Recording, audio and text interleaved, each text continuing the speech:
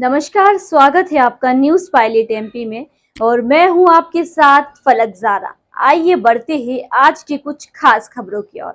धार शहर में 2021 में 250 करोड़ रुपए के सेंट टेरेसा घोटाले में पुलिस ने 16,000 से अधिक पेज की चार्जशीट दाखिल की थी, जिसमें प्रमुख रूप से आरोपी सुधीर बनी दास तथा क्रेता सुधीर जैन एवं अन्य 16 लोगों के खिलाफ मामला पंजीबद्ध किया था। चार्जशीट में पुलिस ने बताया कि उक्त जमीन पर मौके पर जो दुकान और प्लाट बेचे गए हैं, वह जमीन सरकारी है, जिस पर फर्जी तरीके से नामांतरण तथा रजिस्ट्री करवाकर संपत्ति को कुर्द कर दिया गया है। इस घोटाले के सामने आने के बाद मुख्यमंत्री शिवराज सिंह चौहान ने स्वयं तत्कालीन पुलिस अधीक्षक तथा जिला दंड अधिकारी की तारीफ की थी। इस घोटाले में शहर के कई सामाजिक और प्रतिष्ठित लोग सम्मिलित थे। इस प्रकरण में कई लोगों की गिरफ्तारी भी की गई थी, जिसके बाद हाई कोर्ट से जमानत हुई।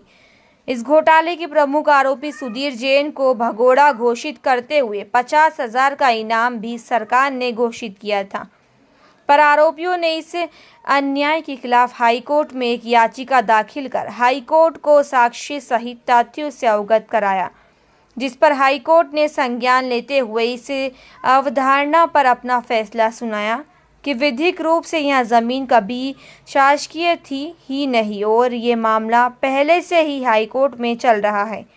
हाई कोर्ट के स्टे भी चल रहा था, उसके बाद भी प्रशासन द्वारा इस प्रकार की कार्रवाई करना गैर कानूनी तथा विधि विरोध है। ये मानते हुए हाईकोर्ट ने 250 करोड़ रुपए से अधिक के घोटाले को पूरी तरह से शून्य करार देते हुए चार्जशीट को खारिज कर दिया। साथ ही साथ याचिकाकर्ता को हर्ज खर्च के रूप में 50,000 का जुर्माना भी प्रशासन द्वारा देने को आदेश दिए हैं।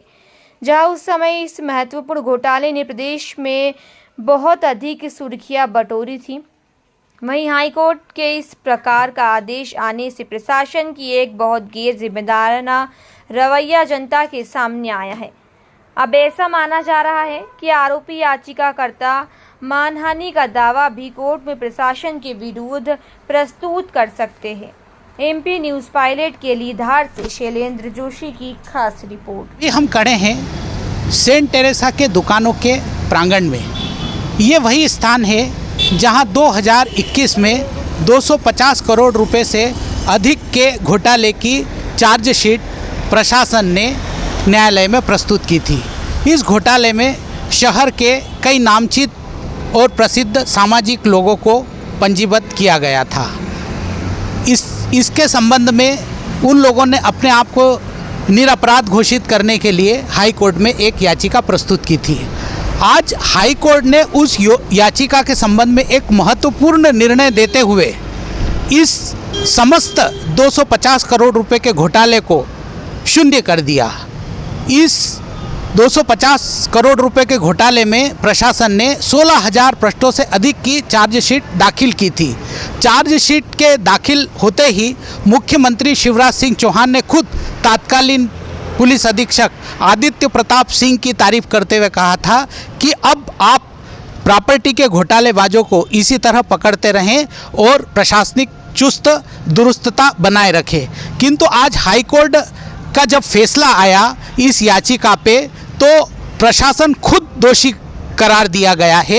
इसमें हाईकोर्ट का कहना है कि याचिकाकर्ता को प्रशासन के द्वारा 50,000 रुपये जुर्माने के तौर पर दिए जाएंगे।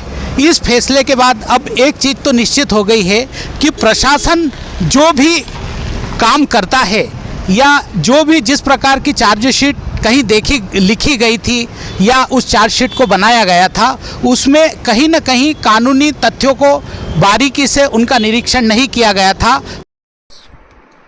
ईशान जी, 250 करोड़ रुपए से ऊपर का जो घोटाला सरकार का ऐसा कहना था, प्रशासन ने जो पंजीबद्ध करा था, आज हाई कोर्ट ने उस फैसले को शून्य कर दिया। इस संबंध में आपका क्या कहना? देखिए, ये 200 करोड़ और 250 करोड़ का आंकड़ा कहीं भी सरकार ने कहीं भी आधिकारिक तौर पर नहीं कहा है कि 200 करोड़ 250 करोड़ का इतना बड़ा स्कैम रहा है। ये कहाँ से आया आंकड़ा, ये इसकी पुष्टि अभी तक नहीं हुई है।